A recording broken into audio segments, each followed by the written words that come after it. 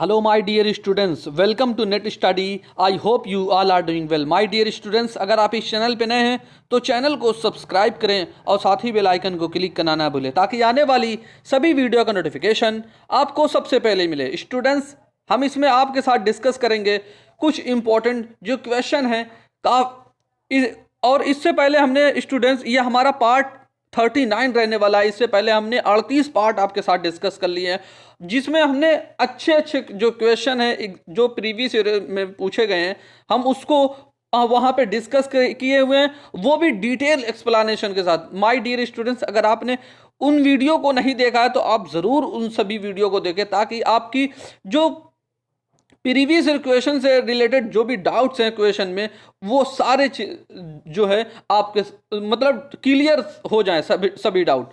और फ्रेंड्स, ये जो सीरीज हम चला रहे हैं ये मतलब यूजीसी नेट जेआरएफ 2022 के लिए जो एग्जाम होने वाला है ये तब तक ये सीरीज चलती रहेगी।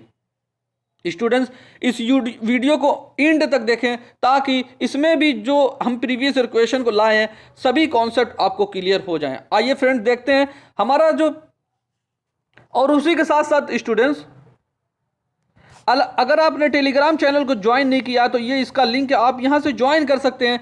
इसमें होता क्या है कि हम डेली मोटिवेशनल कोट्स देते हैं और डेली प्रीवियस क्वेश्चन यहाँ पे प्रोवाइड करते हैं जो कि आपके लिए काफ़ी ज़्यादा बेनिफिट साबित होगा अगर आप जो है इस प्रीवियस क्वेश्चन को डेली अटेम्प्ट करते हैं। अटेम्प्ट करने से होगा क्या कि आपको पता चलेगा कि किस तरीके से एग्जाम में क्वेश्चन पूछे जाते हैं और इनका क्वेश्चन का लेवल क्या है, तो आप उस हिसाब से अपनी जो प्रिपरेशन है उस हिसाब से आप उसकी तैयारी करेंगे स्टूडेंट्स। और जो हम प्रीवियस क्वेश्चन देते हैं उसको हम डिटेल में एक वीडियो के थ्रू एनालाइज करते हैं और सारी पीडीएफ्स हम यहाँ पे प्रोवाइड कराते हैं। पेपर 1 के लिए जो जनरल पेपर होता है सभी स्टूडेंट्स के लिए ये लाजमी होता है। जैसे इसमें वीडियोस मिल जाती हैं, पीडीएफ्स मिल जाती हैं और ये सारी चीज़ें यहाँ पे आपको आसानी से अवेलेबल हो जाती हैं। आइए फ्रेंड्स हम देखते हैं इसी के साथ पहला क्वेश्चन क्या है।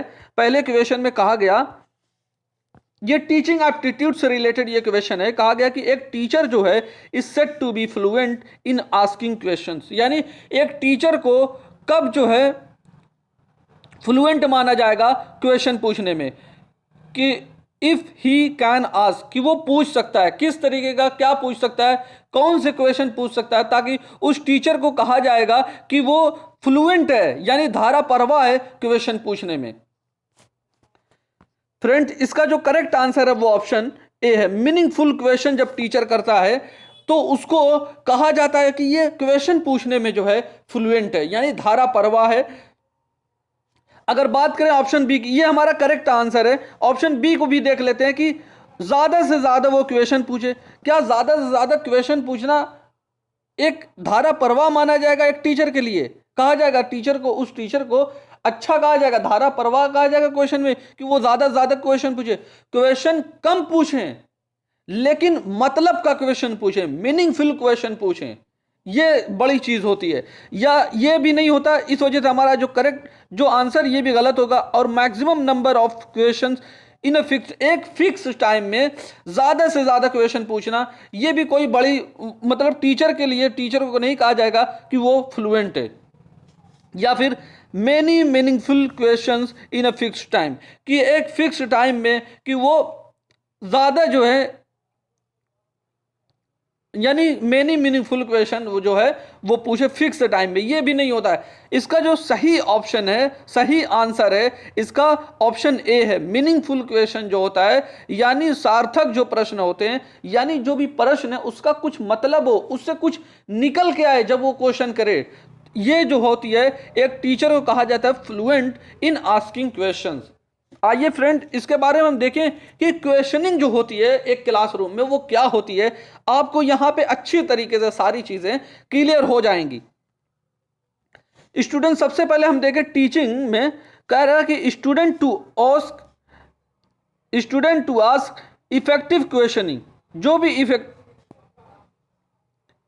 Effective questioning can reveal what that child does not understand, यानी जब टीचर जो है स्टूडेंट से क्वेश्चन पूछता है तो वहाँ पे क्वेश्चन से निकल के क्या आता है कि वो क्वेश्चन जो है रिवील करता है कि स्टूडेंट्स को क्या समझ में आया है और क्या नहीं समझ में आया। अगर समझ में आया तो वो उस क्वेश्चन का जो रिस्पॉन्ड देगा वो बहुत अच्छे तरीके से देगा। अगर नहीं दे पाएगा उसको रिस्पॉन्ड, तो ये पता चल जाएगा, अंडरस्टैंड हो जाएगा कि इस जो बच्चा है, जो स्टूडेंट्स है, इसको अभी समझ में नहीं आया, इसमें कुछ इंप्रूवमेंट करने की जरूरत है।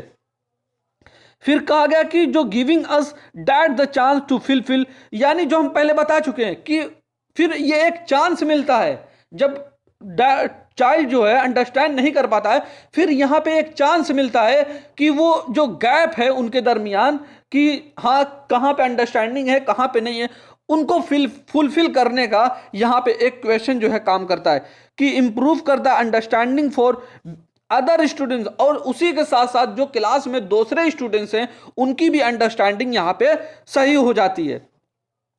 और ग्रेड जो क्वेश्चन होते हैं रिवील करते हैं अंडरस्टैंडिंग को, और ओवरऑल जो गैप होता है उनको भी, ये सारी जो गैप को भरने की और ओवरऑल अंडरस्टैंडिंग करने की, जो अच्छे जो ग्रेट क्वेश्चन होते हैं वो ये काम करते हैं।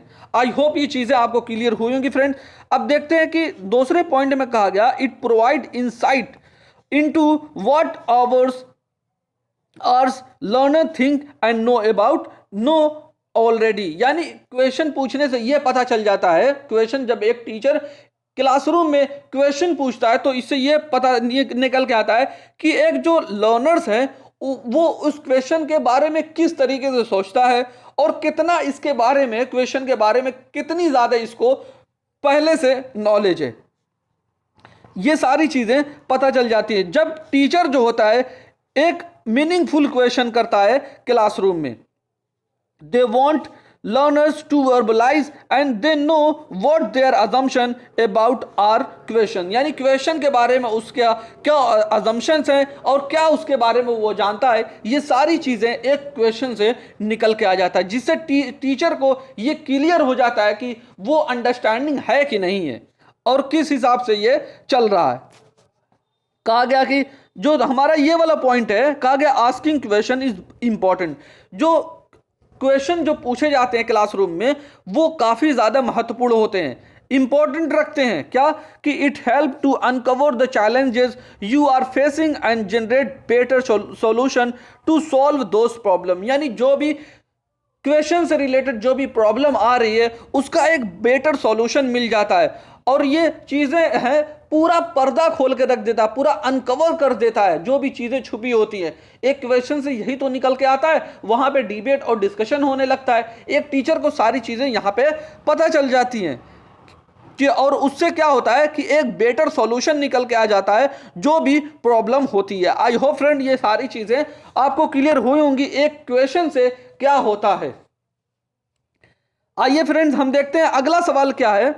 कहा गया स्टूडेंट्स ये कम्युनिकेशन से रिलेटेड क्वेश्चन है और कम्युनिकेशन से रिलेटेड कई बार एग्जाम में, यानी कम से कम 5-6 क्वेश्चन एग्जाम में पूछे जाते हैं कम्युनिकेशन से रिलेटेड, और स्पेशली जो होता है जो टीचिंग का लेवल होता है इससे कहीं ना कहीं देखा जाए तो हर बार ही क्वेश्चन पूछे जाते हैं कि मेमोरी लेवल क्या होता है, अंडरस्टैंडिंग लेवल क्या होता है और रिफ्लेक्टिव लेवल क्या होता है। ये तीनों जो लेवल हैं आपको बहुत अच्छे से क्लियर होने चाहिए। स्टूडेंट हम इस क्वेश्चन को यहाँ पे देखते हैं। कहा गया कि in which level of teaching the learner get an opportunity to discriminate at length between positive and negative examples of, यानी कहा गया कि जो टीचिंग का जो लेवल है लर्नर्स को कब एक अपॉर्चुनिटी मिलती है, मौका मिलता है कि वो डिस्क्रिमिनेट करे किसी कॉन्सेप्ट को लेके जो भी उसके पॉजिटिव और नेगेटिव के बीच में वो डिफरेंस जब करने लगता है, डिस्क्रिमिनेट करने लगता है, तो ये किस लेवल यानी किस लेवल की टीचिंग में आता है, मेमोरी लेवल में आता है, अंडरस्टैंडिंग लेवल में आता है, या फिर रिफ्लेक्टिव लेवल में, या फिर ऑटोनोमस लेवल में। माय डियर स्टूडेंट्स, जब एक स्टूडेंट्स यानी एक लर्नर्स जो है जब किसी कॉन्सेप्ट को लेके उसमें पॉजिटिव और नेगेटिव चीज को देखने लगता है, उसमें डिस्क्रिमिनेट करने लगता है, तब ये जो होता है अंडरस्टैंडिंग लेवल में आता है। इसका करेक्ट जो आंसर है वो ऑप्शन बी है। आई होप ये चीजें आपको क्लियर हुई होंगी। आइए फ्रेंड देखते हैं अंडरस्टैंडिंग लेवल है क्या।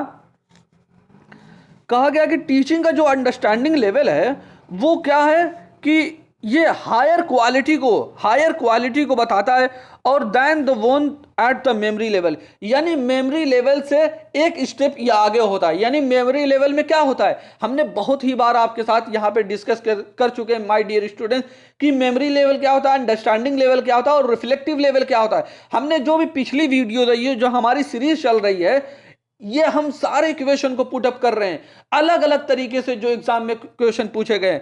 और मेमोरी लेवल को भी हमने पिछली वीडियो आप अगर देखे होंगे तो आप हमने उसमें बहुत अच्छे तरीके से मेमोरी लेवल को बताया है। बहरहाल यहां पे जो मेमोरी लेवल है वो क्या होती है कि वहां पे टीचर जो है वो सिर्फ स्टूडेंट्स के सामने फैक्ट्स को, इंफॉर्मेशन को रखता है और स्टूडेंट से कहता है कि आपको सिर्फ यहां पे नोट करना है, बस उसके अलावा कुछ नहीं करना है। फिर उसके बाद जब नोट कर लेते हैं, फिर उसके बाद उस जो कॉन्सेप्ट्स को नोट किए हुए हैं, फैक्ट्स को नोट किए हुए हैं, यानी उसको रटे हुए हैं, फिर उस पर वो जब सोचने समझने लगते हैं, उसमें डिस्क्रिमिनेट करने लगते हैं, तब ये निकल के आता है अंडरस्टैंडिंग लेवल। और यही पॉइंट में कहा गया कि it is more useful, thoughtful जो होता है। अंडरस्टैंडिंग लेवल क्या होता है, थॉटफुल लेवल। थॉटफुल क्यों कहा गया, क्योंकि जब किसी कॉन्सेप्ट्स को लेके, किसी फैक्ट्स को लेके, इंफॉर्मेशन को लेके जब एक स्टूडेंट उसमें डिस्क्रिमिनेट करने लगेगा, उसमें भेदभाव देखने लगेगा, उसमें पॉजिटिव और नेगेटिव चीजें देखने लगेगा, उसमें क्या एडवांटेज है, क्या डिसएडवांटेज है, वो देखने लगेगा, तभी तो ये थॉटफुल होगा। तभी तो इसी वजह तो इसको अंडरस्टैंडिंग लेवल कहते हैं। आई होप इतनी चीजें आपको क्लियर हुई होंगी अब कि अंडरस्टैंडिंग लेवल किसको कहते हैं और इस लेवल पे होता क्या है। यानी अंडरस्टैंडिंग लेवल पे क्या होता है कि लर्नर्स जो होता है get opportunity to discriminate at the length between positive and negative exemplar of concepts, जो कि हमसे यही क्वेश्चन में किया गया था। इसी वजह से ये अंडरस्टैंडिंग लेवल में आ जाता है। और इसमें फोकस किस पे रहता है कि seeing of relationship among facts and example, जो कि हम पहले भी आपको बता चुके हैं। जो भी फैक्ट्स होते हैं और उससे रिलेटेड जो एग्जाम्पल्स होते हैं, उस पर जब कंसर्न किया जाने लगता है, फोकस किया जाने लगता है, तब ये अंडरस्टैंडिंग लेवल में आ जाता है। आई होप इतनी बातें आपको क्लियर हुई होंगी। आइए फ्रेंड्स हम देखते हैं हमारा अगला सवाल क्या है। कहा गया फ्रेंड्स ये आईसीटी से रिलेटेड क्वेश्चन है और इस तरीके के क्वेश्चन एग्जाम में पूछे जाते हैं। और जो अभी 2021 का एग्जाम हुआ है, इसमें भी ऐसे क्वेश्चन पूछे गए थे। कहा गया कि what types of is a joystick, यानी जो व्हाट टाइप्स ऑफ डिवाइस, जो डिवाइस है किस तरीके की, जो जॉयस्टिक जो है वो किस तरीके की, किस प्रकार की डिवाइस है, हमसे ये पूछा गया है। इनपुट है, आउटपुट है, मेमोरी है या फिर प्रोसेसर है, किस तरीके की ये डिवाइस है जॉयस्टिक, हमसे ये क्वेश्चन में पूछा गया। माय डियर स्टूडेंट्स, जो जॉयस्टिक है वो एक इनपुट डिवाइस है। आइए इनपुट डिवाइस क्या होती है इसके बारे में आपके साथ डिटेल में बात करें। स्टूडेंट्स, इसमें कहा गया कि एक इनपुट डिवाइस जो होती है एक हार्डवेयर डिवाइस होती है। हार्डवेयर डिवाइस का मतलब स्टूडेंट्स यहां पे होता है कि उसका फिजिकली फॉर्म, जैसे मॉनिटर हो गया, ये एक हार्डवेयर डिवाइस है। कीबोर्ड हो गया, ये एक हार्डवेयर डिवाइस है, यानी जिसको हम फिजिकली टच कर सकते हैं, उसको हार्डवेयर डिवाइस कहा जाता है। तो इनपुट भी जो होती है एक हार्डवेयर डिवाइस होती है, यानी उसको हम टच कर सकते हैं। यूजफुल, ये काम क्या करती है कि to use to provide data को प्रोवाइड करती है और control signals to information processing system में सिग्नल को कंट्रोल करती है। और क्या होता है कि जैसे कि हम पहले भी बता चुके हैं, जैसे हार्डवेयर क्या होता है, हार्डवेयर डिवाइस कंप्यूटर हो गया, इंफॉर्मेशन अप्लायंसेस हो गए, ये सारी चीजें जो है हार्डवेयर डिवाइस में होती है। अगर जो इसका बेस्ट एग्जांपल है इनपुट डिवाइस का, वो क्या क्या है आइए देखते हैं। माउस जो है, माउस से आप बहुत अच्छी से बाखबर होंगे, माउस को इनपुट डिवाइस में रखा जाता है, कीबोर्ड को इनपुट डिवाइस में रखा जाता है, जॉयस्टिक जो है इनपुट डिवाइस में आती है, स्कैनर जो है इनपुट डिवाइस में आती है, कैमरा जो है इनपुट डिवाइस में आती है। स्टूडेंट्स, एक आपको यहां पे ट्रिक हम बताएं कि इनपुट डिवाइस कैसे आप पकड़ेंगे कि कैसे इनपुट है कैसे आउटपुट है। आप यहां सिर्फ ये देखेंगे माउस से आप क्या काम करते हैं। माउस को क्या काम करते हैं, माउस से कि माउस जो है पूरा कंट्रोल करता है कहां, कंप्यूटर के अंदर, जो हमारा सिस्टम होता है उसके अंदर पूरा कंट्रोल किसका होता है, माउस का होता है। यानी माउस से हम किसी भी फाइल को कहीं भी किसी भी जगह हम रख सकते हैं, यानी जो इंटरनल हम काम करते हैं। अब कीबोर्ड की बात करें, कीबोर्ड से आप क्या करते हैं, टाइप करते हैं, टाइप करते हैं तो वो किस में फीड होता है, कंप्यूटर में फीड होता है। यानी जो चीजें बाहर से अंदर जाती हैं वो चीजें क्या है, इनपुट डिवाइस में आती है। जॉयस्टिक की बात करें, जॉयस्टिक क्या होता है, एक कंट्रोलर होता है, जैसे वीडियो गेम वगैरह खेलते हैं या फिर इसी तरीके की जो चीजें होती है कंट्रोल करती हैं, आपके हाथ में वो चीजें, लेकिन वो आप कंट्रोल कर रहे हैं कंप्यूटर के अंदर की सारी चीजों को। अच्छा, स्कैनर क्या होता है, स्कैनर में कोई चीज क्या होता है, स्कैन चीज करते हैं, स्कैन करके हम कंप्यूटर में अपलोड कर देते हैं। यानी हम एक फिजिकली फॉर्म में हम क्या देखें, एक कॉपी हम ले लें, एक पेपर ले लें, मान लीजिए एक मार्कशीट हम ले लेते हैं, उसको हमने स्कैनर में रखा, फिर उसके बाद उसको स्कैन किया मार्कशीट को, फिर स्कैन करने के बाद हमने उसको अपने कंप्यूटर सिस्टम में रख लिया। ये क्या है, यानी इनपुट हो रहा है, कोई चीज अंदर रखी जा रही है, यही है। कैमरे से क्या होता है, कैमरा क्या है, हम बाहर की चीजों को क्या करते हैं, एक जगह पे लोड करते हैं, एक जगह पे कैद करते हैं। ये सारी चीजें क्या है, इनपुट डिवाइस। आई होप ये चीजें आपको क्लियर हुई होंगी। आइए देखते हैं अगला सवाल क्या है। कहा गया कि नेक्स्ट टर्म हमें बताना है, ये रीजनिंग से क्वेश्चन है और ये जो सीरीज नंबर सीरीज का ये क्वेश्चन है। हमसे पूछा गया कि 2, 7, 28, 63, 126, फिर उसके बाद नेक्स्ट पूछा गया कि नेक्स्ट नंबर इसका कौन सा होगा, नेक्स्ट टर्म कौन सा होगा। तो फ्रेंड इसको अगर समझें तो 2 कैसे आया, ये 2 कैसे आया, 1 का क्यूब किया गया प्लस 1 ऐड कर दिया गया, क्या आएगा, 2 आएगा। 1 का क्यूब 1 ही तो होता है। हम क्यूब के बारे में माय डियर स्टूडेंट्स कई बार बता चुके हैं आपसे कि किस तरीके से क्यूब जो है, क्यूब आपको 10 तक कम से कम क्यूब याद होने चाहिए कि 1 का क्यूब क्या होता है, 2 का क्यूब क्या होता है, 3 का क्यूब क्या होता है, 4 का। खैर यहां पे हम ये इसको फिर से सॉल्व करते हैं तो 2 का क्यूब क्या होगा, 8 हो जाएगा, लेकिन यहां पे तो 7 है तो -1 कर देंगे, यानी पहले में प्लस करेंगे 1 और दूसरे नंबर में -1 करेंगे। वैसे ही इसमें करेंगे, 3 का क्यूब करेंगे और फिर +1 कर देंगे। 3 का क्यूब क्या होता है, 27 होता है और +1 कर देंगे 28 हो जाएगा। और 4 का क्यूब 64 होता है, -1 कर देंगे तो 63 हो जाएगा। और 5 का क्यूब 125 होता है, +1 ऐड कर देंगे तो 126 हो जाएगा। अब हम अगले बार में जो हमारा नेक्स्ट टर्म आएगा उसमें हम 1 माइनस करेंगे और 6 का क्यूब जो होगा 216 होता है। 206 का क्यूब क्या होता है, वो 216 होता है और जब इसमें हम 1 माइनस करेंगे तो हमें 215 निकल के आएगा। इसका जो करेक्ट आंसर होगा वो ऑप्शन बी हो जाएगा। आई होप ये चीजें फ्रेंड्स क्लियर हुई होंगी। जैसे कि फ्रेंड हमने इसमें आपको डिटेल में यहां पे बताया, आप इसको अच्छे से यहां पे देख सकते हैं और ये जो है आपका आंसर है। फ्रेंड्स इस वीडियो को हम यहीं पे एंड करेंगे, हम मिलेंगे आपके साथ एक नई वीडियो में और नए सवाल के साथ। तब तक आप खुश रहिए और अपना ख्याल रखिए। Thank you for watching video. God bless you all.